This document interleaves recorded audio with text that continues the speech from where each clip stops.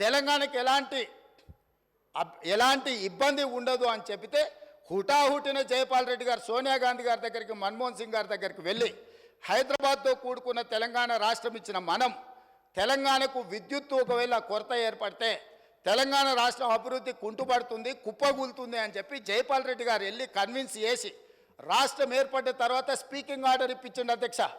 విభజన చట్టంలో లేని, రాజ్యాంగంలో లేని ప్రత్యేకమైన మినహాయింపు ఒక్క తెలంగాణ రాష్ట్రానికి ఆనాడు ఇక్కడ ఉన్న ఎమ్మెల్యేలు, ఆనాడు ఎంపీలుగా పోయి జయపాల్ రెడ్డి గారితో మాట్లాడితే జయపాల్ రెడ్డి గారు కేంద్ర మంత్రిగా ప్రధానమంత్రి మన్మోహన్ సింగ్ గారిని, యూపీఏ చైర్పర్సన్ సోనియా గాంధీ గారిని ఒప్పించి వినియోగం ప్రాతిపదికన 53.46% అంటే దాదాపుగా 54% తెలంగాణ రాష్ట్రానికి, 46% ఆంధ్రప్రదేశ్ రాష్ట్రానికి. వాస్తవంగా ఉత్పత్తి సామర్థ్యం ప్రకారం చూసుకుంటే 36% తెలంగాణలో ఉండే, 64% ఆంధ్రప్రదేశ్లో ఉండే.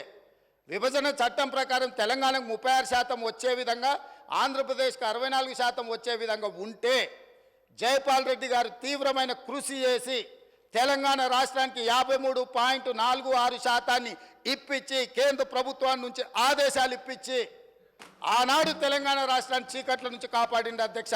ఇక్కడ కూర్చున్నోళ్ళు పొంకనాలు కొడుతున్నోడు ఎవడేం చేయలే.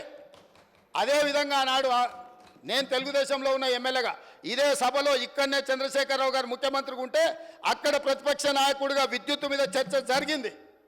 ఆనాడు సమాధానం చెప్పలేక తెలంగాణకు చీకటి రోజులని పేపర్లు కింద కొట్టి ఆనాడు స్పీకర్ గారికి ఇక్కడి నుంచి హుకుం జారీ చేసి మార్షల్స్ను పెట్టి నా నీడ్చి బయటపడేపించింది అధ్యక్ష.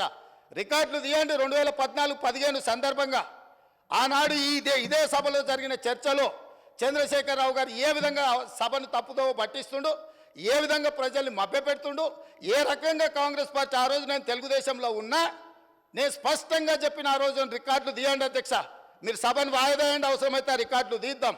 నేను ఆ రోజు చెప్పిన సోనియా గాంధీ గారి దయ వల్ల, జయపాల్ రెడ్డి గారి కృషి వల్ల తెలంగాణ రాష్ట్రానికి విద్యుత్ సంక్షోభం నుంచి గట్టెక్కింది. నేను తెలుగుదేశం ఎమ్మెల్యేగా ఉన్నా వాస్తవాలను చెప్పాలి అని చెప్పి అక్కడి నుంచి నేను తెలుగుదేశం ఎమ్మెల్యేకి ఈ సభలో మాట్లాడితే ఈ సభ్యుడు వాళ్ళని పొగడతాడా, మార్షల్స్ని పెట్టి ఈడ్చి బయట పడేయండి, నన్ను ఈడ్చి బయట పడేపించండి అధ్యక్ష. ఈరోజు మీ ద్వారా తెలంగాణ సమాజానికి ఈరోజు నేను చెప్పదలుచుకున్న అధ్యక్ష, ఆ రకంగా తెలంగాణ రాష్ట్రాన్ని విద్యుత్ సంక్షోభం నుంచి ఆనాడు జయపాల్ రెడ్డి గారు, సోనియా గాంధీ గారు, మన్మోహన్ సింగ్ గారు కాపాడినరు. ఆ తర్వాత ఉమ్మడి రాష్ట్రంలో తీసుకున్న నిర్ణయాల వల్ల భూపాలపల్లిలో ఉన్న 1200 మెగావాట్లు కానీ ఇతర ప్రాంతాలలో ఆనాడు ఉమ్మడి రాష్ట్రంలో ప్రారంభించిన పవర్ ప్రాజెక్టులు తెలంగాణ రాష్ట్రం వచ్చిన తర్వాత ఉత్పత్తిలోకి వచ్చినాయి. కాబట్టి అడిషనల్ పవర్ మొత్తం మనకు యాడ్ అవ్వడం వల్ల తెలంగాణలో విద్యుత్ సంక్షోభాన్ని నుంచి మనం బయటపడ్డాం అధ్యక్ష. ఇవాళ నేను సూటిగా సవాలు విసురుతున్నా. ఆనాడు 7000 చిల్లర మెగావాట్లు ఉంటే మేము 19,000 చిల్లరకి తీసుకెళ్ళినామని. ఎవరు అధ్యక్ష? వీళ్ళ తాతలు ఏమన్నా ఉత్పత్తి చేసిరా, వీళ్ళేమన్నా చేసిరా? సోలార్ పవర్ ప్రాజెక్టులో 5,600 మెగావాట్లు ఈరోజు చెప్పుకుంటారు కదా. ప్రైవేటు పెట్టుబడులు ప్రైవేట్ వాళ్ళు తీసుకొచ్చి పెట్టింది అధ్యక్ష. రాష్ట్ర ప్రభుత్వానికి అనాపైసా సంబంధం లేదు. 10 సంవత్సరాలు వీళ్ళ ఏలుబడిలో సోలార్ పవర్ ఓన్లీ 1 మెగావాట్ అధ్యక్ష. సిగ్గు లేకుంటే ఇంకా కూడా మేము విద్యుత్తును ఉత్పత్తి చేసామని అబద్ధాలు చెప్పి సభను తప్పుదోవ పట్టించే ప్రయత్నం చేస్తున్నారు అధ్యక్ష.